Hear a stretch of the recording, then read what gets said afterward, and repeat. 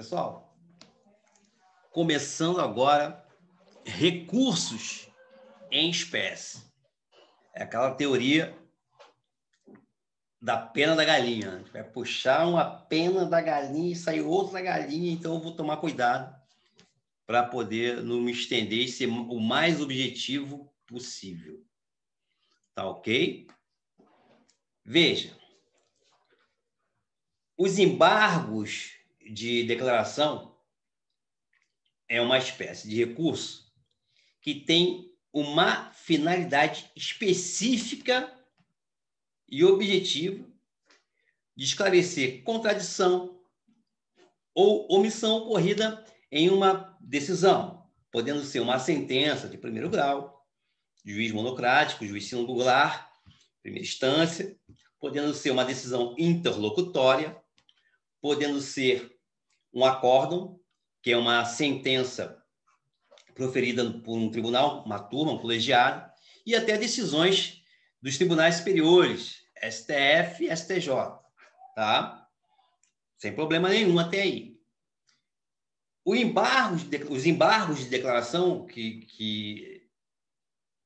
o verbo é esse, embargos de declaração, visa suprir toda e qualquer decisão que possua irregularidade formal. Via de regra, este recurso não visa anular ou modificar decisão judicial, sentença, acórdão, mas tão somente sua integração. Ou seja, para que ela faça parte do mundo jurídico de uma forma clara, de uma forma objetiva, do que a sentença se propõe alguma coisa, não é? Esclarecer quando o juiz prolata a sentença, ele está decidindo o mérito, né, de uma lide. Então, visa essa integração. Objetivamente, os embargos de declaração visa suprir omissões, esclarecer obscuridades, sanar contradições e corrigir erros materiais.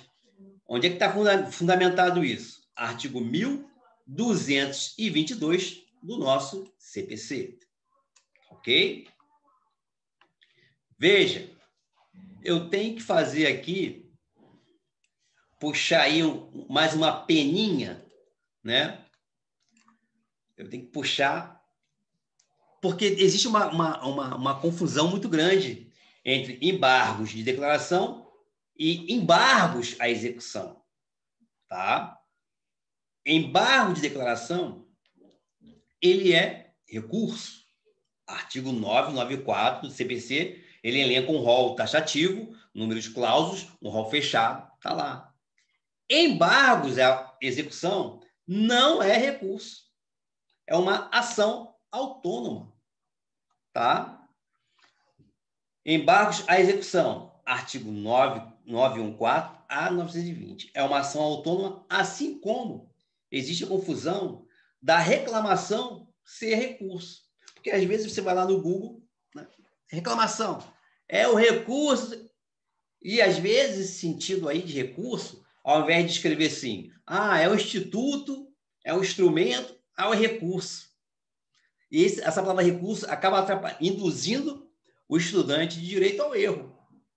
Recurso são somente os que estão no rol elencado no artigo 994 do CPC, Código de Processo Civil. Ok? Embargos à execução é uma ação autônoma, está prevista do artigo 914 a 920. Agora veja, fazendo aqui relembrando as fases do processo. Primeira fase, postulatória. Segunda fase, saneamento. Terceira fase, fase instrutória. Quarta fase, fase decisória, onde tem a sentença, que é a fase final, né, do processo de conhecimento ou da fase cognitiva. Ok? Aqui nesse slide, eu trago essas fases processuais. Vamos trabalhar cada uma aqui.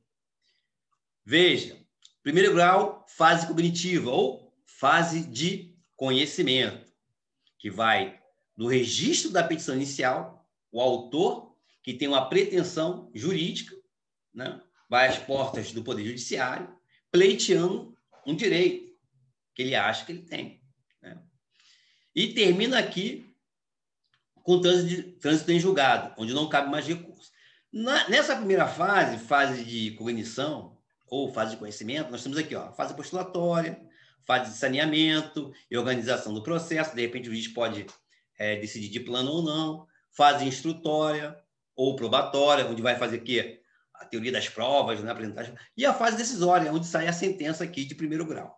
Tá? Tranquilo. A segunda fase aqui é a fase recursal. Aí tem recurso, apelação, TJ, o TRF, aí tem o acórdão, que já está no tribunal, ou o RESP, tem o acórdão, que é a decisão, ou recurso extraordinário, que no STF também tem um acórdão.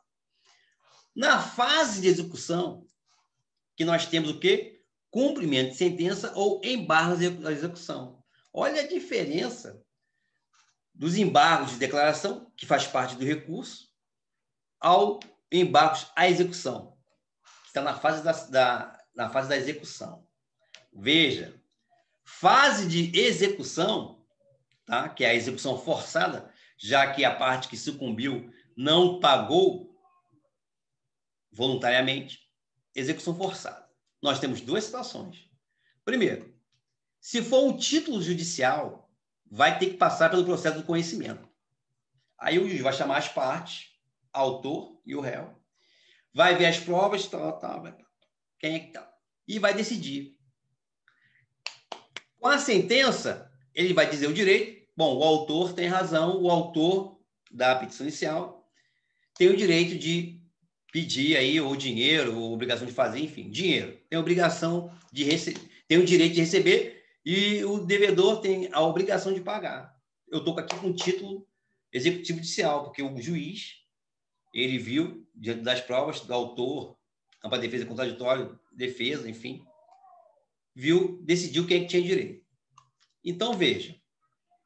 E tem o título executivo extrajudicial. Estamos falando aqui na fase da execução. A execução pode ser de título executivo judicial ou de título executivo extrajudicial. A diferença. O título extrajudicial, né, eu estou com o título aqui extrajudicial, um exemplo claro, doutrinário, cheque, promissória, está lá, nome, data, endereço, CPF, RG, data do pagamento. Ah, dia 5 do mês de janeiro. Pô, dia 10, não pagou, então está devendo. Eu preciso de um processo de conhecimento, né, que o autor mova um processo de conhecimento para saber se ele tem direito? Não, porque um título extrajudicial já é claro, já me poupa esse tempo aqui. Está aqui, ó, o cheque, nota promissória, de câmbio, aí, título de câmbio, enfim. Já está escrito ali, nome da pessoa, o devedor, tal, já está tudo ali. Na nota promissória, no cheque, já está dizendo ali, nome do fulano de tal, olha, eu quero aqui entrar na justiça para receber. Eu vou direto para a fase de execução. Se eu tiver um título executivo extrajudicial, onde o cheque é o exemplo clássico. Agora veja. No título executivo judicial, nós temos o quê? O termo é cumprimento de sentença, artigo 515 do CPC. Já no título extrajudicial, o termo é processo de execução, artigo 584, artigo 784 do CPC. No título executivo judicial, o executado, devedor, executado / devedor, deverá ser intimado para cumprir a obrigação. Eu já venho falando aí em outros vídeos que a citação é para chamar a outra parte para ter conhecimento. Olha, estão te chamando aqui no Poder Judiciário porque tem um autor aqui que está dizendo que está devendo ele, tal, obrigação de fazer, não fazer, enfim, está devendo um dinheiro. Então você está sendo citado para participar dessa relação jurídica, autor, juiz e réu. Na intimação, não. Quando você é intimado, é para você fazer ou deixar de fazer alguma coisa, que é o caso aqui.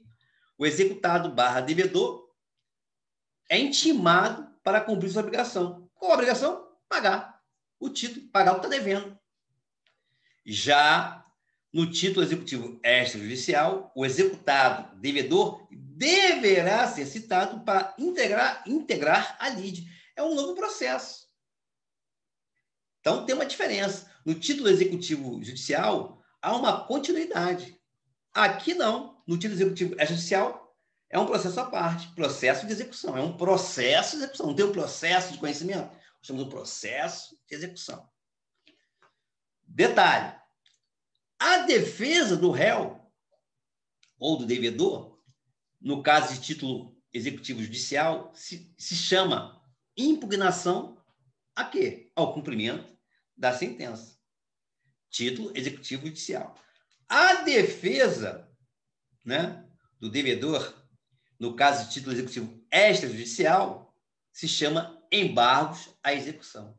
Então, embargos à execução tem nada a ver com recurso. Tá? Elencado no artigo 994 do CPC. Eu tive que fazer esse adendo aí porque aquele estudante menos avisado vai achar que embargos à execução pertence lá ao rol de recurso. É recurso, não é recurso, é uma ação autônoma. Tá? Está dentro do processo de execução totalmente diferente do processo de conhecimento. Tá? Porque aqui no processo executivo extrajudicial, eu já sei quem é que está me devendo. Tem uma data ali, não cumpriu a data. Eu, com título executivo extrajudicial, nota promissória, cheque, enfim, vou cobrar. Voltando à espécie dos recursos, né? Voltando aqui às espécies de recursos, embargos de declaração. Voltando aos embargos de declaração. Bom, o diferencial. O efeito devolutivo nos embargos de declaração é dirigido a quem? Ao próprio juízo que prolatou a sentença, ou a decisão interlocutória, ou o acórdão, que é uma decisão do tribunal, ou decisão dos tribunais superiores, STJ ou STF. Por quê? Porque esse efeito devolutivo nos outros recursos, né, nos demais recursos, ele é dirigido a quem? A um juízo acima do órgão que prolatou. Se for um juiz de primeiro grau, o efeito devolutivo voltar para a reanálise do Poder Judiciário vai ser o quê? Do Tribunal de Justiça, se for um juiz de direito. Se for um juiz federal, vai ser o Tribunal Regional Federal. Então, o que acontece? O efeito devolutivo nos outros recursos é sempre no órgão acima do órgão prolator da sentença, ou do acórdão. Por exemplo, se a decisão foi do Tribunal de Justiça ou do TRF, no caso é um acórdão, a decisão do tribunal é acórdão, o embargo de declaração, vai ser dirigido ao próprio tribunal. Nos outros recursos, se a decisão for do TRJ, do TJ, Tribunal de Justiça, ou do TRF, Tribunal Regional Federal, vai ser acima, que vai ser o quê? O STJ. Acima do STJ, STF. O efeito devolutivo, tirando o embargo de declaração, é sempre acima uma instância superior. O embargo de declaração, ele tem um diferencial, ele é especial, sui generis. Por quê? Porque o embargo de declaração é um recurso que ele vai para o próprio juízo que prolatou a sentença. Veja, no caso do desembargo de declaração, ou embargos declaratórios, não tem preparo, ou seja, custas processuais, devido à falta de clareza vinda do próprio juízo, do próprio poder judiciário. Ou o juiz de primeiro grau não foi claro, ou o acordo no tribunal, TJ ou TRF não foi claro, ou do STJ, enfim. É o próprio poder judiciário que deu uma sentença ali, que prolatou uma sentença que não está sendo clara, objetiva, que está gerando dúvidas, está sendo obscura, ou tem alguma irregularidade. Tudo isso é um aspecto formal. Então, veja, da sentença ou acórdão que, por ser oriunda do Poder Judiciário, do juízo que prolatou, não tem por que eu pagar. Por que eu vou pagar se o Poder Judiciário aí que não foi claro, através do juízo de primeira instância ou de segunda instância, não foi claro. Então, não tem lógica eu pagar. Tá? E também não precisam de preparo, custas processuais, agravo interno, agravo de recurso especial e agravo no recurso extraordinário. Os demais recursos necessitam de preparo, pagamento das custas. Se a pessoa não tem condições, justiça gratuita, defensoria pública. Beleza? Beleza. O prazo do embargo de declaração, que ele é todo diferente, é de 5 dias. Os demais prazos, 15 dias. Lembrando que é dias úteis. Tá? Então, ratificando, o prazo para interpor o embargo de declaração, 5 dias úteis. Os demais recursos, 15 dias. Cabimento dos embargos de declaração. Conforme preconiza o artigo 1022 do CPC, o cabimento dos embargos de declaração é para sentença ou decisão judicial de juízo de primeiro grau, juízo singular, monocrático, de primeira instância, para acórdão de tribunal, que é uma sentença do colegiado, de uma turma, tá? A sentença do tribunal a gente chama de acórdão. Decisão interlocutória, decisões de tribunais superiores, STJ ou STF. Lembrando que a decisão interlocutória, ela não põe fim ao processo.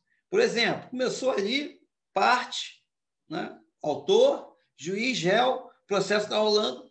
Uma das partes necessita de uma tutela de urgência, uma liminar, como a gente chama mais comumente. E a outra parte, ele entrou por quê com uma liminar? Por quê? Não, porque é urgente? Não, mas não é tão urgente assim, não. Aí eu entro com o quê? Diante de uma decisão intelectória, eu entro com o quê? Agravo de instrumento. Mas, se a decisão interlocutória for obscura, tiver um erro material, né, grafia errado, vou embargar. Tá? Já dando um spoilerzinho aqui do agravo de instrumento. Finalidades, né, dos embargos de declaração. Qual é a finalidade? É para esclarecer a obscuridade da sentença ou da decisão judicial. Decisão incompreensível ou que admite outras interpretações. Olha, tem que esclarecer isso aqui. Como é que eu vou entrar com recurso, juízo de primeiro grau?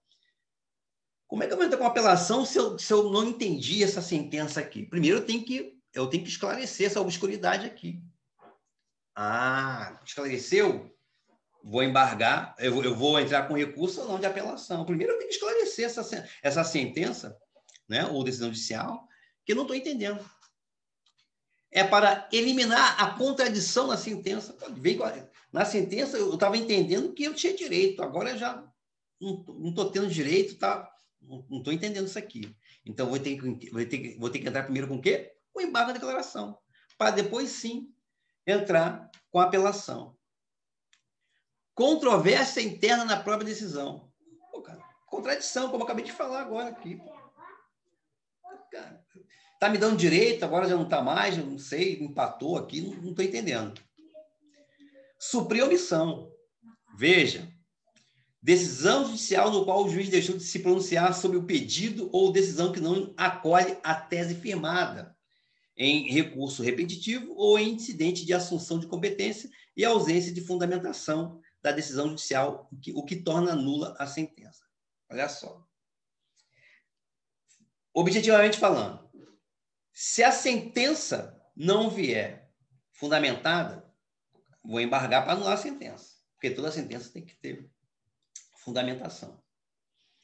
Se eu, no meu pedido, eu fiz 3 pedidos, exemplo clássico que eu sempre dou do taxista.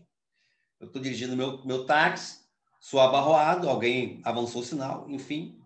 Eu peço dano material, porque pelo prejuízo que bateram no meu carro, prejuízo que houve, dano moral e lucros cessantes, o que eu deixei de ganhar com o meu carro parado. Eu peço 3 coisas. Só que na sentença, o juiz só fala só do dano material. Ele foi omisso em relação aos outros danos, o dano moral e os lucros cessantes. Então, quer dizer, eu vou entrar com o quê? Embargo de declaração. Tá? E contra a tese firmada em recurso repetitivo ou em incidente de assunção de competência e ausência de fundamentação da decisão judicial, que eu já acabei de falar, o que torna nula a sentença. E para corrigir erro material, cara, O erro material é aquele erro de fácil percepção, erro grosseiro, né? Visível de plano, erro de grafia. Mas pode dar um problema, né? Pô, isso aqui, essa sentença com o nome errado aqui, a gente sabe, está vindo com um processo aqui, não, esse nome aqui está errado. Pô, corrigir esse erro material. Detalhe, no caso do erro material, ele pode ser corrigido de ofício pelo juiz, não precisa de requerimento da parte. O próprio juiz, de ofício, né, pode corrigir. Agora, se ele não corrigir de ofício, cabe embargo de declaração. Tá? Veja, qualquer decisão judicial pode sofrer embargo de declaração. Sentença de juiz de primeiro grau, juiz monocrático, juiz singular, que é a mesma coisa. Juízo de primeira instância, acórdão de tribunais, decisão interlocutória, decisões de tribunais superiores, também previstos nos juizados especiais. Esclarecer obscuridade, contradição, omissão, erro material. No juizado especial civil, também você vai encontrar o embargo de declaração. Além do processo civil, existe embargo de declaração no direito processual do trabalho, no direito processual penal e no direito constitucional. Lembrando que a apelação cabe contra qualquer sentença com ou sem resolução de mérito. Sentença terminativa, sem resolução de mérito. O juiz termina o processo de conhecimento, mas não decide mérito. Sentença definitiva, o juiz termina o processo de conhecimento com resolução do mérito. Vamos tratar isso quando falar sobre apelação em espécie. Recurso especial STJ ou recurso ordinário STF contra acórdão unânime. Ou seja, a minha apelação subiu, né, que é o termo que a gente usa. Foi lá para o TJ ou TRF. Lá, a turma, um acórdão unânime, foi contra. Aí eu entro com o quê? Com RESP, se for STJ, ou recurso extraordinário, se for para o STF. Contra um acórdão unânime, eu uso recurso especial, STJ, recurso extraordinário no STF. Spoiler, dando aqui, antecipando aqui, para que a gente se ligue. Embargo de infringente contra acórdão não unânime, que houver reformado em grau de apelação, sentença de mérito, ou houver julgado procedente a ação. Recapitulando, entrei com minha petição inicial, o juiz prolatou a sentença, entrei com recurso de apelação no TJ, não teve um acórdão, não foi unânime, né? O acórdão não foi unânime, eu entro com embargo de infringente. Por quê? Se a turma, por maioria, votou reformando a sentença, né, no caso da apelação, sentença de mérito, ou houver julgado procedente a ação rescisória. Então, nesses dois casos aqui, eu entro com embargos infringentes contra acórdão, eu botei acórdão, está faltando um R ali, acórdão não unânime. Tá ok? Efeitos dos embargos de declaração. Veja, o efeito devolutivo é um efeito característico de todo e qualquer recurso. Só que, nos embargos de declaração, o efeito é sui generis, é um efeito especial. Por quê? Porque é para o próprio juízo prolator da sentença. Nos outros recursos, nós vamos quê? Uma instância acima. Embargo de declaração, não. Se for o juiz de primeiro grau, juiz singular ali, federal ou estadual, que prolatou a sentença e eu vou embargar, é ele mesmo que vai fazer, entre aspas, a admissibilidade. Ele que vai ver ali, pô, cara, errei, não errei. Tá? Para o próprio juiz que prolatou a sentença ou acórdão. Se for o Tribunal de Justiça ou o Tribunal Regional Federal, eu embargo ali, eu quero impugnar aquele acórdão, é o próprio TJ ou o TRF que vai analisar, vai fazer uma reanálise. O que é comum no efeito devolutivo é você ir para uma instância acima. Efeito translativo, embargo de declaração. O juízo, o juiz singular, o ad quem, tribunais, né, pode conhecer de ofício matérias de ordem pública, tá, que não foram suscitadas no embargo de declaração. Por quê? Porque as matérias de ordem pública estão relacionadas às condições da ação. Condições da ação, legitimidade, a parte legítima. Interesse de agir, há interesse. A parte sucumbiu, há interesse, ela perdeu lá na sentença, ela perdeu. A possibilidade jurídica do pedido, ou seja, pressupostos processuais e outros requisitos processuais em matérias capazes de impedir o alcance do pronunciamento do mérito. Não pode julgar, tá? Com os cômodos específicos de admissibilidade e os recursais. Então, veja, matérias de ordem pública, né, não precisa da parte lá fazer um requerimento solicitando. O juiz de ofício é o dever de casa, tanto do juiz quanto das turmas, né, nos tribunais lá, em qualquer tribunal, é o dever de casa ver se tem matéria de ordem pública. É o primeiro passo. Vamos ver se tem matéria de ordem pública. Condição da ação, legitimidade, interesse de agir, possibilidade jurídica de pedido, pressupostos processuais, requisitos processuais e materiais que podem impedir, né, o alcance da minha decisão de mérito. Pô, tem que ver. Aspectos específicos, né, de admissibilidade e recursais, tudo você tem que ver. Dever de casa aí, tanto do juiz, né, quanto dos tribunais. Beleza? Em regra, só se pede o que está escrito. Aí que está o detalhe. Veja, fez 4 pedidos. O juiz só deu 1. Você pode pedir esses 3 aqui no recurso. Só pedir 1 e só vai julgar aquele 1 ali. Vale o que está escrito. Tá? Só pode pedir para o recurso ali, para a revisão do pedido que você está fazendo ali. Você tem que prestar atenção ali. Se você acha que tem direito a 3, você vai pedir 3 no recurso lá, porque o juiz esqueceu de te dar esses 3 aí, de falar sobre esses 3. Né? Não é de te dar o direito, é de falar sobre ele, tem que fundamentar. Eu pedi dano material e dano moral e lucro cessante. Ele só deu dano material. Pô, ele tem que, né, falar sobre o dano moral, se vai dar ou não, e por que fundamentar. Lucro cessante, ele tem que falar porque se vai dar ou não, e se ele não der, por que ele não deu. Beleza? Então, o efeito normativo, ele vai além. Por quê? Porque se tiver uma matéria de ordem pública, o juiz também tem que se pronunciar, independente dos teus pedidos lá. É isso que quer dizer. Efeito obstativo. Veja. Efeito obstativo ou impeditivo, dependendo da doutrina que você for estudar aí, for ler, assim como o efeito devolutivo, né? Todo mundo tem, está presente também o efeito obstativo ou impeditivo em todos os recursos. Não permite a preclusão, ou seja, a perda do prazo e a formação de coisa julgada durante o recurso. Ou seja, a matéria impugnada continuará suscetível de reexame. É claro, se eu entro com um recurso, né, e ele vai impedir o quê? Que se faça coisa julgada. Isso aí está no slide anterior que eu fiz. Se eu entro com recurso, estou impedindo aqui que dê uma decisão de plano. Não, primeiro tem que resolver aqui o recurso. Tem que dar a decisão do recurso. Para depois, sim, dar continuidade no processo e dar a decisão, a sentença. Então, ele não permite o efeito obstativo ou impeditivo. Não permite a preclusão, que é a perda do prazo, e a formação de coisa julgada durante o recurso. Claro, se você recorreu, é claro que o juiz não tem condições de formar coisa julgada, porque primeiro tem que julgar o recurso. Tá? Efeito substitutivo.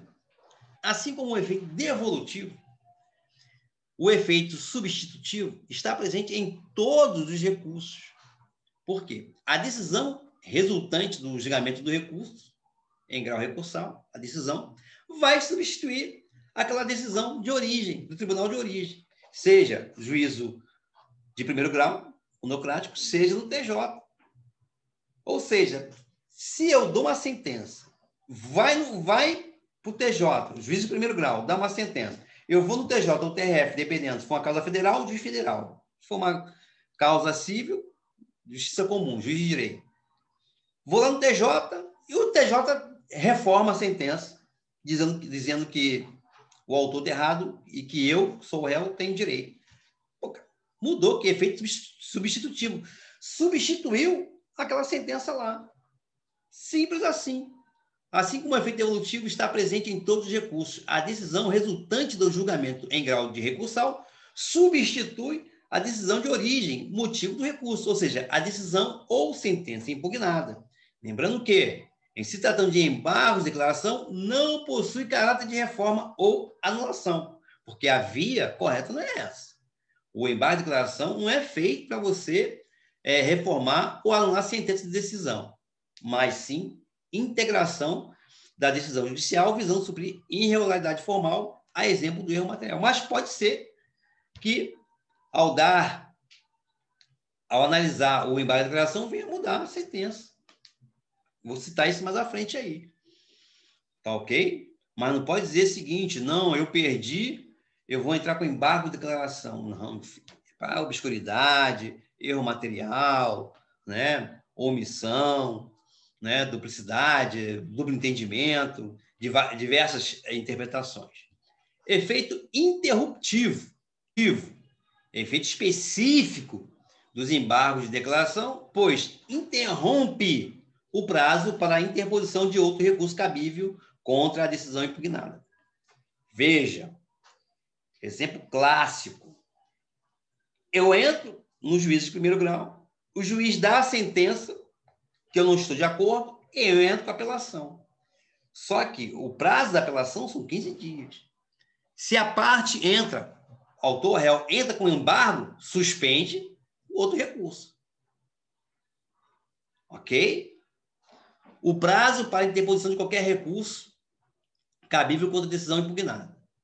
Se eu entro com embargo de declaração, não tem apelação ainda. Eu entro com embargo porque eu não entendi a sentença. Primeiro, o juízo tem que resolver, solucionar o embargo, me dar uma resposta do embargo, para depois, sim, eu entrar com apelação. Embargo de declaração, prazo 5 dias úteis. Exemplo, o juiz prolata a sentença, cujo prazo para interpor o recurso de apelação 15 dias, sem nenhum problema. Contudo, a parte considera a sentença omissa e oferece os embargos de declaração no 4º dia. Veja, dias aqui, ó, de 1 a 15 dias. Bom, de 1 a 5 eu posso embargar.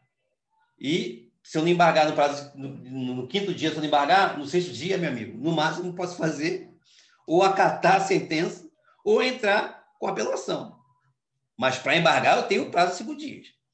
Então, veja, parte considera a sentença omissa e oferece embargo de declaração no 4º dia. Aqui, ó, de 1 a 15, 1, 2, 3, 4, 5 é o limite do embargo de declaração. No 4º dia, entra com embargo de declaração. Tá? Com a interposição do embargo de declaração no 4º dia, haverá o que? Automaticamente a interrupção do prazo da apelação. E com isso, né? Com isso, após a decisão do embargo de declaração ou embargo declaratórios, só depois da solução dos embargos é que passa a contar o quê? O prazo da apelação de 15 dias. A interrupção zera o prazo, diferentemente da suspensão do prazo, que é um pause. Está contando lá 1, 2, 3, 4, 5. Se o efeito for suspensivo, suspende, vai resolver o processo. Depois da solução do processo, aí volta a continuar o prazo a correr.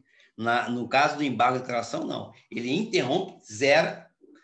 Veio o resultado, a favor ou contra? Veio o resultado do embargo, não importa se é a favor ou contra. Quando sai o resultado do embargo, a solução da análise do embargo, aí sim, quem quiser entrar com a apelação, pode entrar, que o prazo zerou, vai ter o quê? 15 dias após a decisão dos embargos, para entrar com a sua apelação. Agora, atenção. Aqui. Se uma parte entra com recurso de apelação, no primeiro dia, a partir da intimação da sentença, primeiro dia, uma parte entra com apelação. E a outra parte interpõe embargo de declaração no 5º dia, que é o dia limite. Uma tem 15 dias, já entrou com apelação, já entrou logo. No primeiro dia, aí, apelação. Depois da intimação, já entrou no primeiro dia útil. A outra parte, depois do 5º dia, entra com embargos de declaração ou embargos declaratórios, no 5º dia. Veja, somente após a decisão, que é a resolução, né, a análise dos embargos declaratórios, é que já interrompe, entrei com o embargo, já interrompeu o prazo.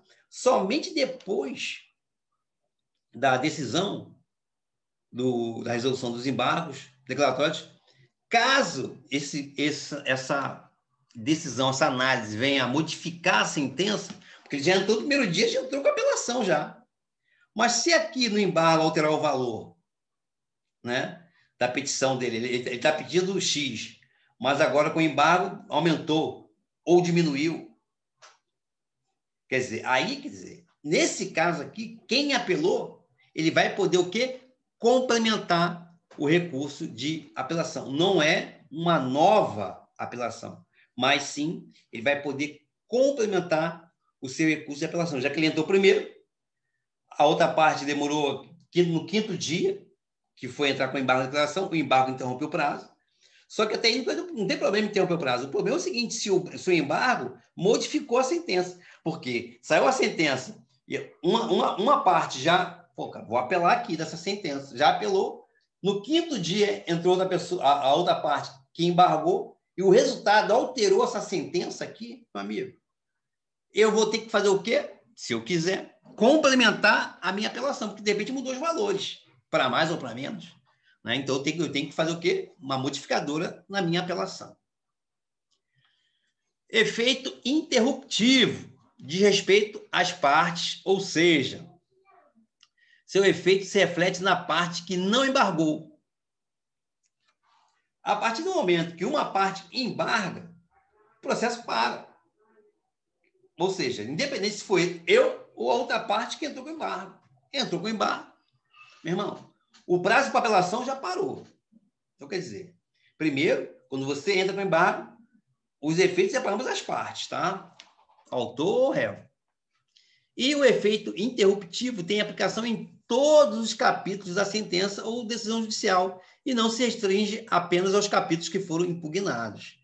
É o reflexo do efeito interruptivo em todo o embargo. Tá ok?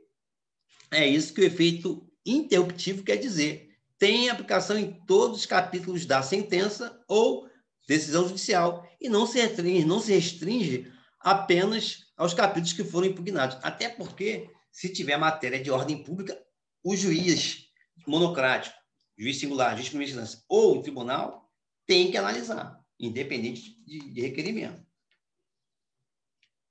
Vamos tratar agora do efeito interruptivo dos embargos de declaração, que tem seus efeitos independentemente de ser reconhecido ou não. Tá? Até mesmo quando se trata de embargos procrastinatórios, tá? Quando a pessoa entra com embargo só para ganhar tempo, para empurrar com a barriga. Agora, exceto quando se tratar da terceira interposição sucessiva desses embargos de declaração procrastinatórios, tá? Então, veja, técnica aí de defesa, vou entrar com embargo procrastinatório. O que é o embargo procrastinatório? Cara? É aquele embargo que não visa esclarecer sentença, ou omissão, ou contradição, não visa.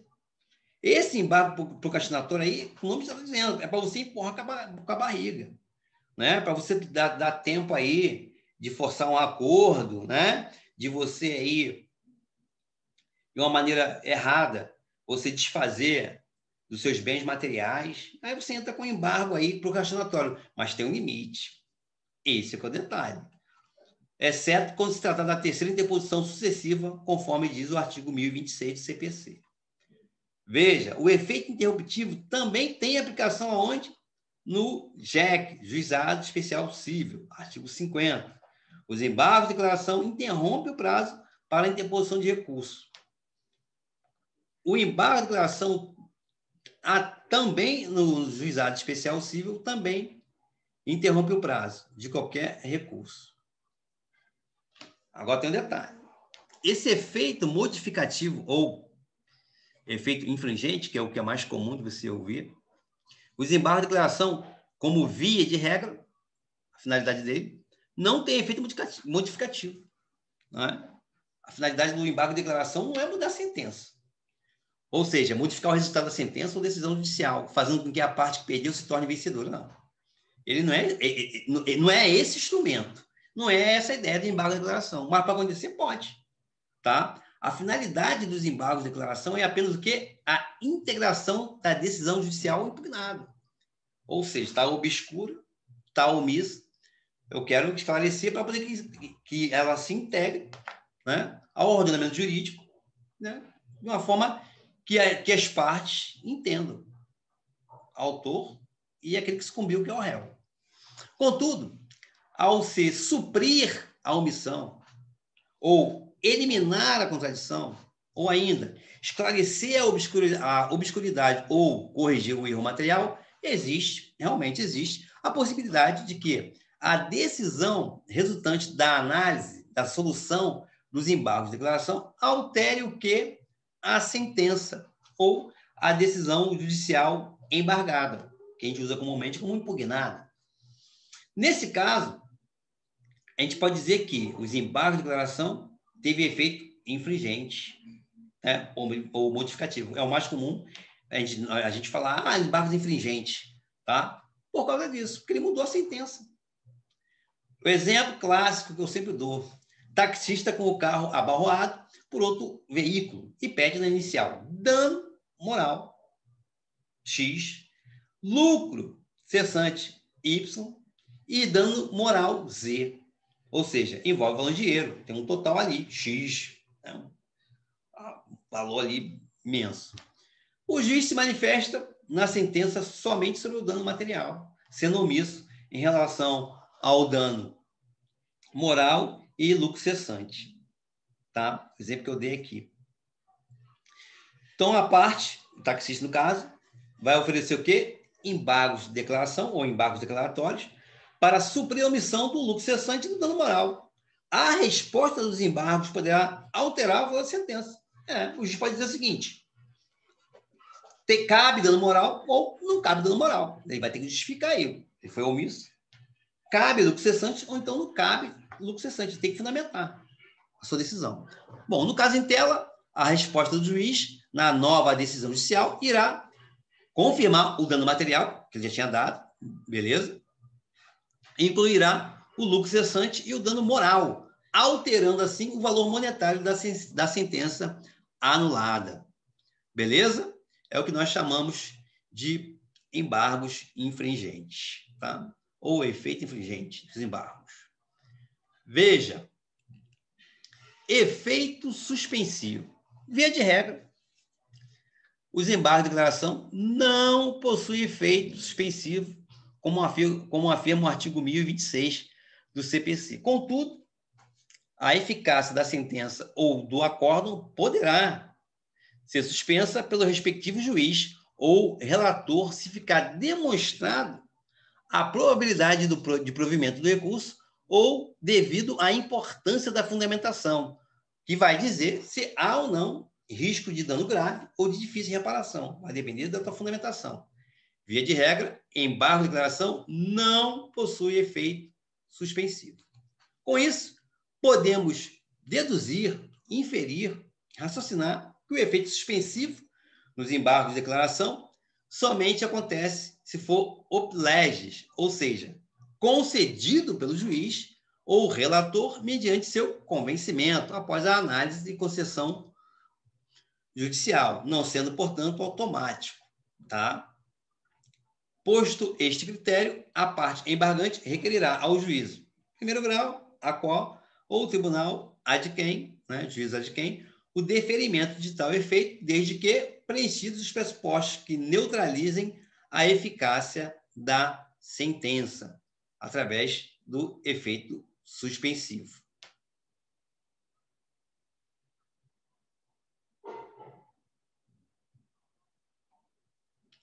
Tempestividade. Tempestividade tem a ver com o tempo, né? Questão até de semântica.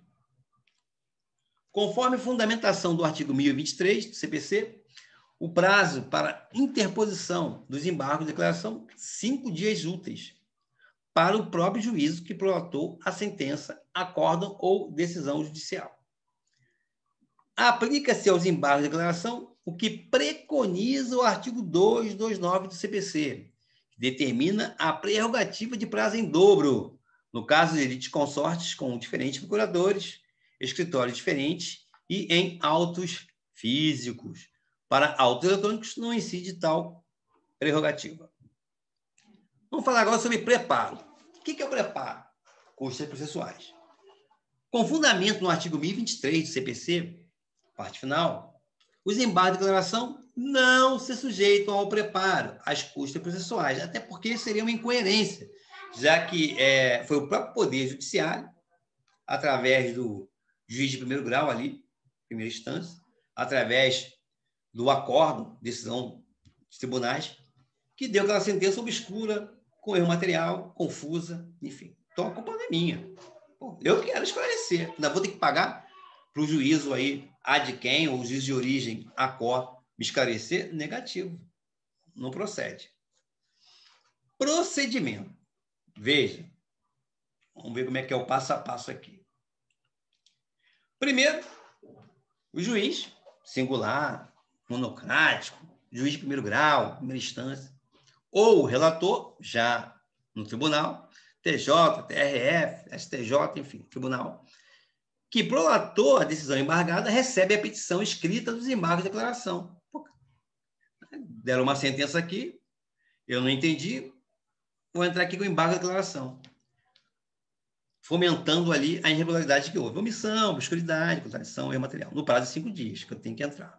Entrei com o embargo de declaração. Segundo lugar, o juízo intimará o embargado, autor ou réu, tá? Independente da qual a parte que seja, vai intimar o embargado para, querendo, manifeste-se sobre os embargos de declaração que foram interpostos.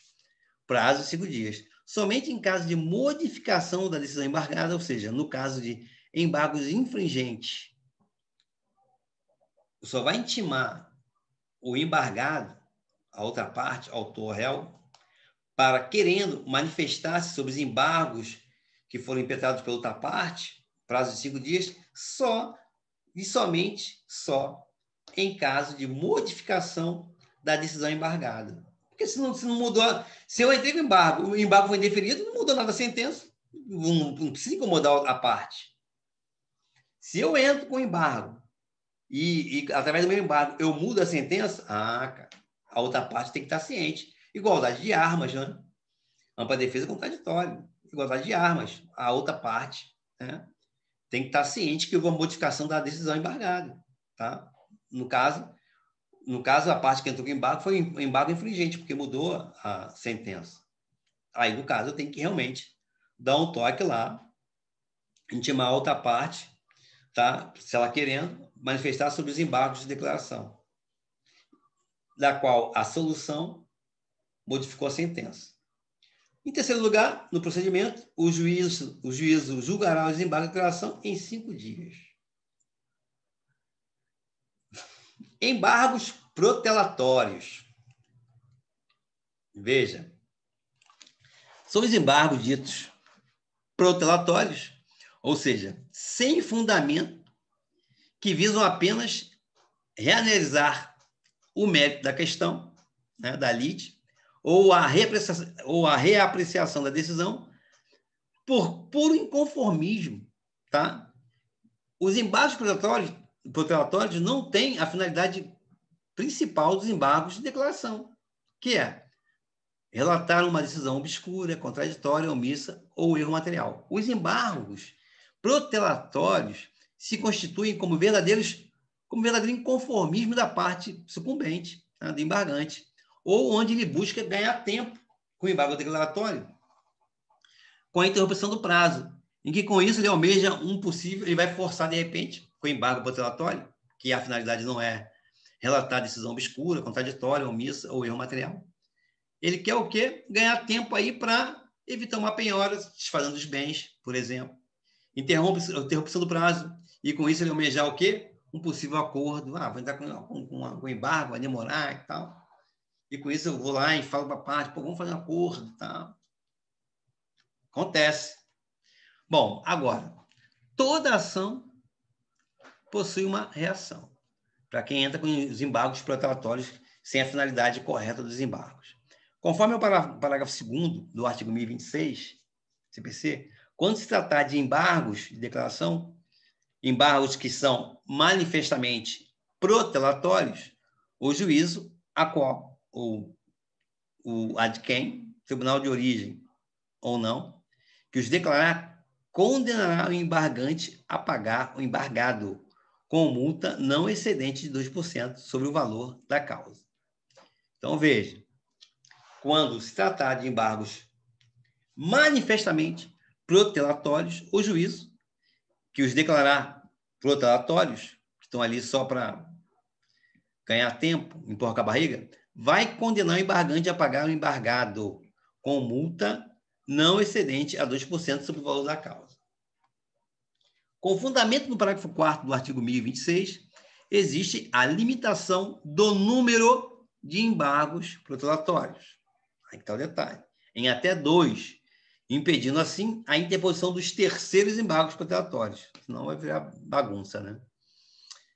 Em se tratando de reiteração de embargos protelatórios, a multa pode ser elevada até 10%. Quer dizer, a pessoa está com embargo protelatório, o juiz já botou lá, o embargo é protelatório. Está fugindo aqui a finalidade de embargo de declaração. A pessoa entra com o mesmo embargo de novo. Porra. Em se tratando de reiteração de embargos protelatórios, a multa pode ser elevada até 10%, ficando condicionada à interposição de qualquer outro recurso posterior ao pagamento, tá? Fica pendente. Ao depósito do valor respectivo. Ou seja, acrescido com a multa de 10%. Exceção, no caso da Fazenda Pública, né?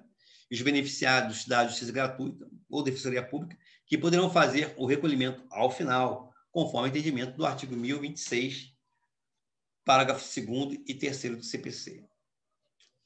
Agora, atenção. Para fins de pré-questionamento, os embargos de declaração não são considerados protelatórios. É o que diz a súmula 98 do STJ.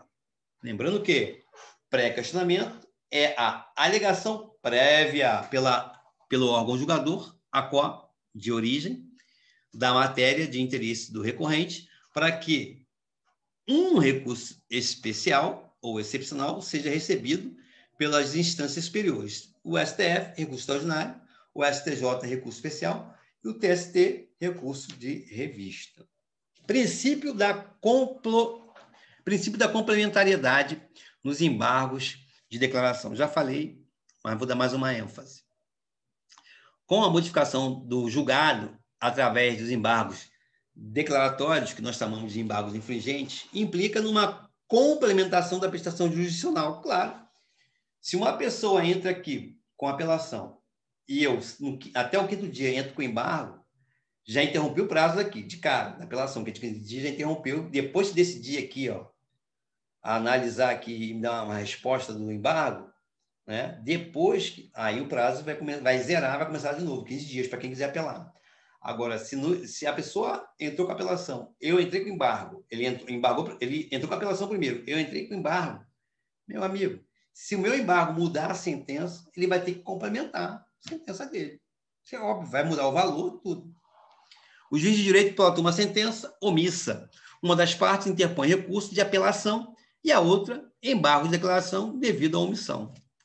Ao embargar, automaticamente, ocorre a interrupção do prazo da já imposta apelação da outra parte.